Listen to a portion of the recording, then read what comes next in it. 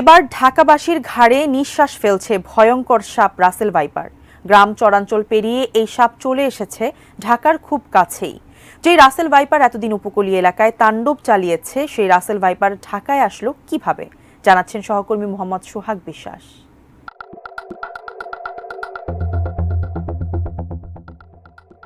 রাজধানী ঢাকার কাছেই মানিকগঞ্জের কিছু এলাকায় গত ৩ মাসে বিষধর রাসেল ভাইপারের সাপের কামড়ে অন্তত ৫ জন মারা গেছেন। সরকারি কর্মকর্তারা এ তথ্য জানিয়েছেন।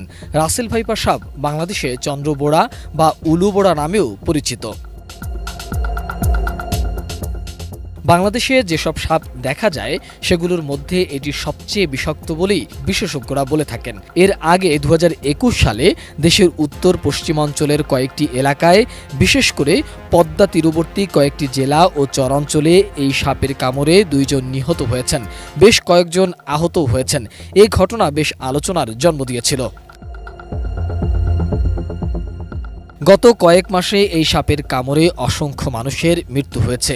এটি রীতিমতো গোটা দেশেই আতঙ্কের। কিন্তু গত কয়েক মাসে এই সাপের উপদ্রব দেখা যাচ্ছে ঢাকার একেবারে কাছে মানিকগঞ্জ জেলার হরিরামপুর উপজেলার চর এলাকাগুলোতে। এ থেকে আতঙ্ক ছড়িয়ে পড়ছে ঢাকার মধ্যে ঢুকে পড়তে পারে এই রাসেল ভাইপার সাপ। মূলত ২০১৩ সাল থেকে এই সাপটি বেশি দেখা যাচ্ছে। পদ্মার চরাঞ্চল থেকে শাখা ও উপনদী ধরে কচুরিপানার সাথে এগুলো পাশের এলাকাগুলোতে যাচ্ছে। মানিকগঞ্জের চরে এভাবেই সাপগুলো ভেসে এসেছে বলেও মনে করা হচ্ছে।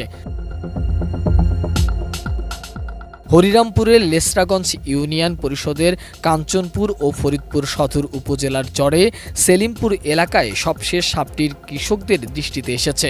২০১৩ সাল থেকে ২০১৬ সাল পর্যন্ত বাংলাদেশের বিভিন্ন এলাকায় ২০টি রাসেল ভাইপার দংশনের ঘটনা বিশ্লেষণ করে এর একটি গবেষণা ফল ২০১৮ সালে প্রকাশিত হয় journal of the Asiatic society বাংলাদেশে। 100% কপার কন্ডেন্সারে তৈরি ভিশন ফ্রিজ, তাই গুণে মানে অটুট থাকে বছরের পর বছর। এছাড়া ২০১৪ ও ২০১৫ সালে উত্তর পশ্চিমাঞ্চলের কয়েকটি চর এলাকায় বিভিন্ন জায়গা থেকে উদ্ধার করা অন্তত ৫টি রাসেল ভাইপার সাপ অবমুক্ত করা হয়েছে। সে সময় এই গবেষণায় উঠে আসে যে বাংলাদেশের ৬৪টি জেলার মধ্যে ১৭টি জেলাতেই রাসেল ভাইপারের উপস্থিতি রয়েছে।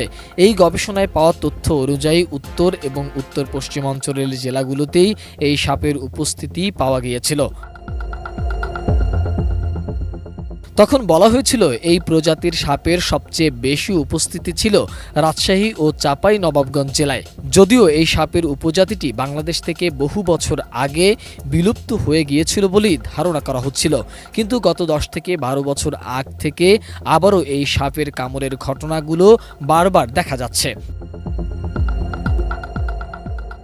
ঘন ঝোপঝাড় আর পরিত্যক্ত জমি অপেক্ষাকৃত কমে যাওয়ায় এই সাপ কৃষি জমিতেই থাকে, যার ফলে যারা মাঠে কৃষিকাজ করতে যান তারা রাসেল ভাইপারের দংশনের সবচেয়ে বেশি শিকার হচ্ছে। এছাড়া বর্ষাকালে নদীর পানি বাড়ার ফলে ভারতের নদ নদী থেকে ভেসেও এই সাপ বাংলাদেশে প্রবেশ করতে পারে বলেও ধারণা করা হচ্ছে।